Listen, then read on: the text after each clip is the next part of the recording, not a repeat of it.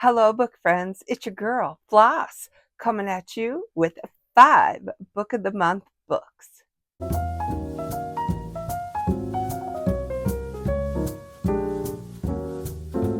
So excited to get to purchase books from Book of the Month again. And I went ahead and I made my 5 choices. Woohoo! Can't tell you how excited I am to have these babies in my possession to put amongst my other children in the library. The first one I chose is The Love of My Afterlife by Kristy Greenwood. And it looks like this. It looks lovely, fun. I think it's going to be a fun one. Let me tell you a little bit about it. A recently deceased woman meets the one in the afterlife waiting room, scoring a second chance at life and love if she can find him on Earth before 10 days are up. If she wasn't dead already, Delphi would be dying of embarrassment. Not only did she just die by choking on a microwavable burger, she's also now standing in her sparkle and shine nightie in front of the hottest man she's ever seen, and he's smiling at her. As they start to chat, everything else becomes background noise. That is, until someone comes running through a door yelling something about a huge mistake and sends the dreamy stranger back down to Earth. And here Delphi was thinking her luck might be different in the afterlife. When Delphi is offered a deal in which she can return to Earth and reconnect with the mysterious man, she jumps at the opportunity to find her possible soulmate and a fresh start. But to find him in a city of millions, Delphi is going to have to listen to her heart, learn to ask for help, and perhaps even see the magic in the life she's leaving behind. Yes, I cannot wait to read this one. End of August, maybe. Shows is another love story, but I don't think it is quite the fun love story as the aforementioned one will be. This one is The Days I Loved You Most by Neff, and it looks like this. And I think, I don't know, this one looks a little gloomy. So if you judge a book by its cover, which, we never should, but I always do, I think, the contrast of the book cover alone could be an indication of the stories that each book holds. Let's see. A timeless tale of unwavering devotion, The Days I Loved You Most is a love story for the ages. A breathtakingly beautiful novel that asks, what if you could choose how your own story ends? Joseph's and Evelyn's New England beach homes have been side by side for generations, and in the summer of 1941, on the shores where they were raised, these two childhood friends fell in love. Now, more than 60 years later, with a lifetime between them, Joseph and Evelyn gather their 3 grown children to share the staggering news. She has received a tragic diagnosis, and he cannot live without her. So in 1 year's time, they will end their lives on their own terms.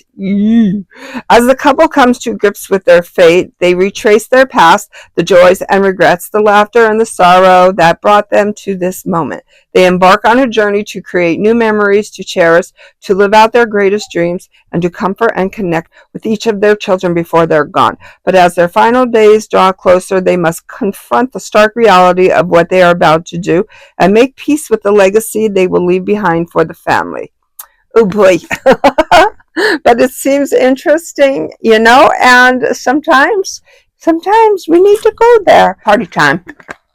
Love my coconut water. The next book I chose is very different than the 2 I just mentioned. It's a very unique story, and I don't think that I've ever read a story quite like this before. It is 5-Star Stranger by Tang. It's a very short read, and if you do choose to read this, you will be asked questions such as, would you hire someone to be the best man at your wedding? Your stand-in brother? The father to your child? In an age where online ratings are all-powerful, 5-Star Stranger follows the adventures of a top-rated man on the Rental Stranger app, a place where users can hire a pretend fiancé, wingman, or extra mourner for a funeral.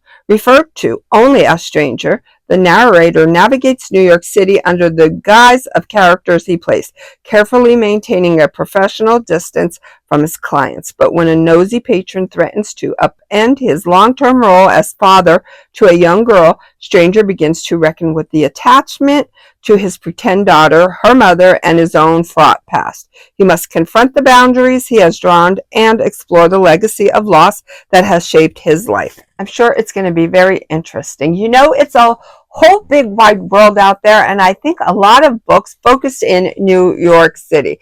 And you know what? I'm not minding that, because New York City is where the hustle and bustle is, and I love a story that's based in New York City, but I'm beginning to pick up a pattern.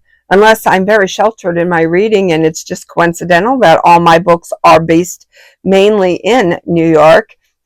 Something for me to think about.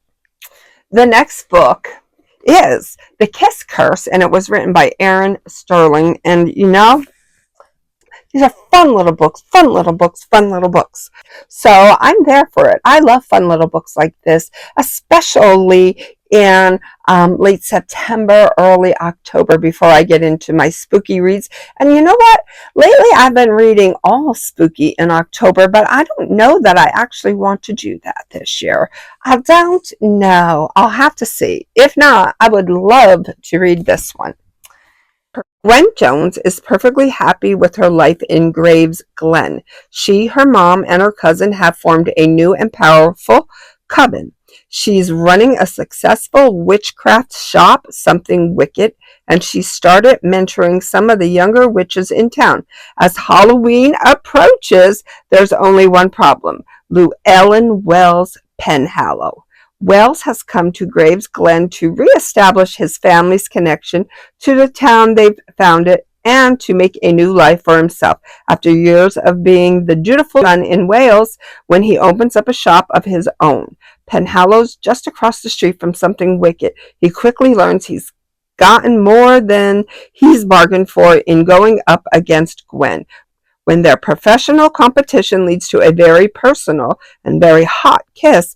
Both Wells and Gwen are determined to stay away from each other, convinced the kiss was just a magical fluke. But when a mysterious new coven of witches comes to town and Gwen's powers begin fading, she and Wells must work together to figure out just what these new witches want and how to restore Gwen's magic before it's too late. The last book is by Claire Lombardo, Same as It Ever Was. It looks like this.